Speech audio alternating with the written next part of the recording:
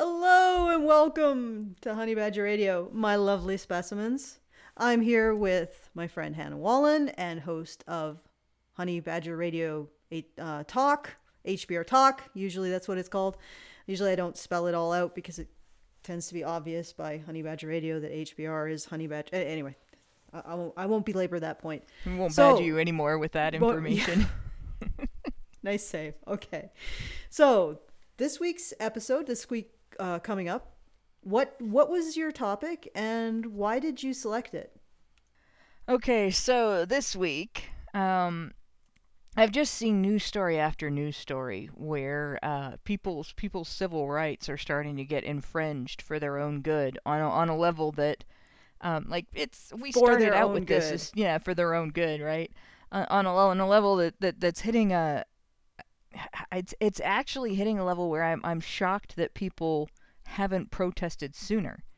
And I mean, we put up with a lot. We put up with a lot when this virus hit, and they started making changes to laws and started advising people to socially distance and advising people to stay indoors, advising people not to go shopping. It was like, all right, well, this is information that's important for us to have. It's not too bad. I mean, at least our government's useful if they're giving people this information, and then all of a sudden it's, you have to take this advice. And all right, well, it was good advice, we can put up with having to take this advice for a whole month, But wait a minute, what about the economy? The economy will recover. You got to stay inside, right? And it keeps getting worse and worse. And then we started getting to the point where some of the regulations don't even make any sense. Like, you can't explain them by a logic that traces back to this will definitely prevent excess spread of this virus. And in some cases, you can't even trace it back to this might prevent excess spread of this virus. And then there's some cases where enforcement of this will put people at greater risk of encountering the virus.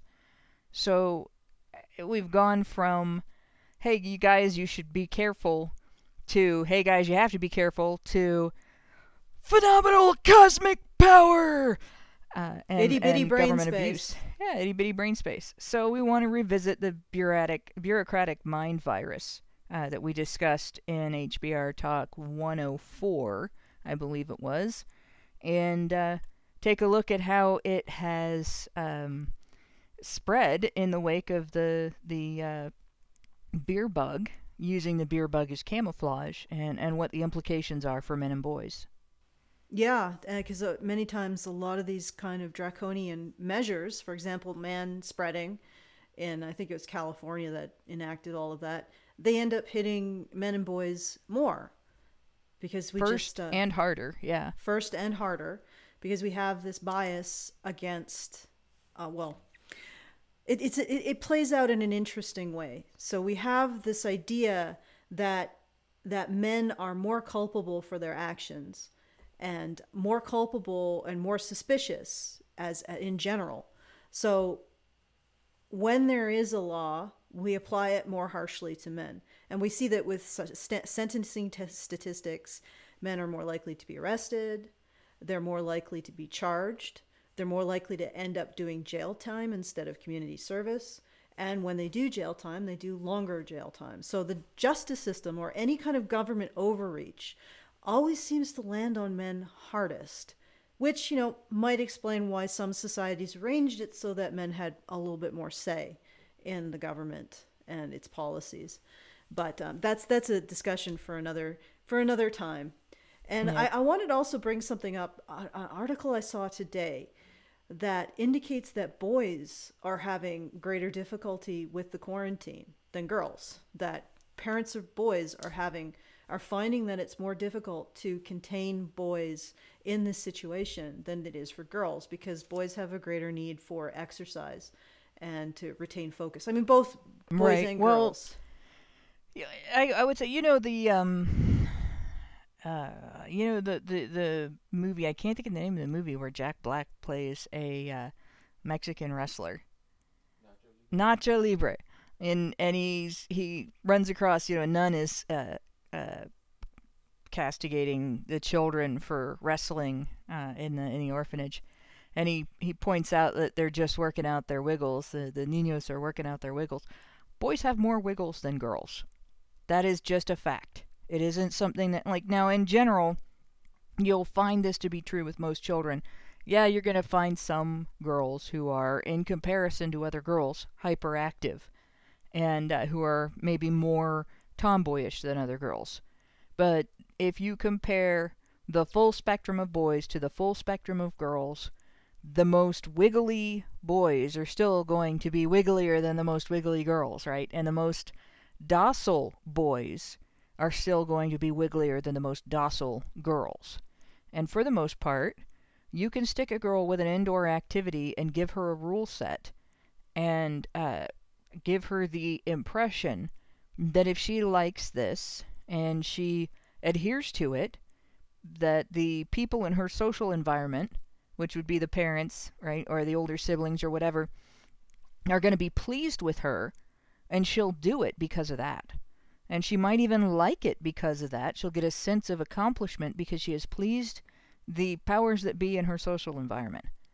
Boys need to work out their wiggles. They have to go outside and play. They have to roughhouse. They have to wrestle.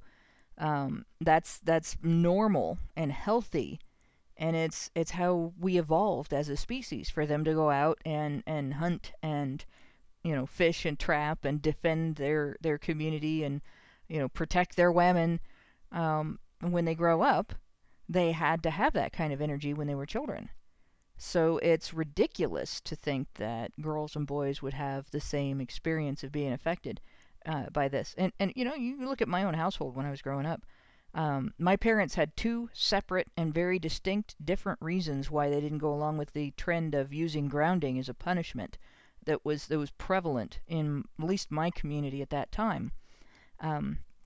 For me, it would have been entirely ineffective. I would have just gone and sat in my room and read my books. And they were English teachers. They weren't going to take my books away, so there really wasn't any... The result of that would have simply been I would have had more free time to read. My brother, on the other hand, I think it would have been a violation of the Geneva Convention if he didn't get to go outside and play every day. He would go outside in a thunderstorm if he was allowed. And, yeah, so, like, either way, it's bad. But for boys, it's torture. Mm-hmm. So I was thinking that it's sort of the idea of the asymmetrical impact of the the Coof regulations. Yeah. The Coof regulations is definitely an interesting topic. I offer up this article looking into the difficulty of families with boys in helping their boys through this as a possible secondary topic or something that you might want to consider. Yeah, we might actually make that the after show, because I think it would be, you know, you got some moms in the group that have raised boys. So, and we've raised both sexes of child. You know, we both have girls and boys, and so I think that would make for an interesting discussion. Yeah, and the reason why we bring up this potential asymmetrical impact is not to say that we're trying to create like a oppression Olympics or a victim race, but simply that there might be some ways to express compassion and concern for men and boys during this, and ensure that they are also helped and taken care of, and they get what they need as too. It's simply noticeable and important to recognize when some of the measures taken with respect to social distancing aren't really about social distancing. Being alone in your backyard is no more an engagement with your neighbors, no more a social contact than being alone in your living room. If you're outside in your backyard doing stuff, which a lot of people do this time of year, landscaping and such in their backyard, right?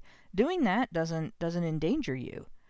You're still across the fence. You're still across the street from your neighbor, across an alley from your neighbor. You're not engaged in up close personal activities. Mm-hmm, but exactly. People are being mistreated over that. Yeah.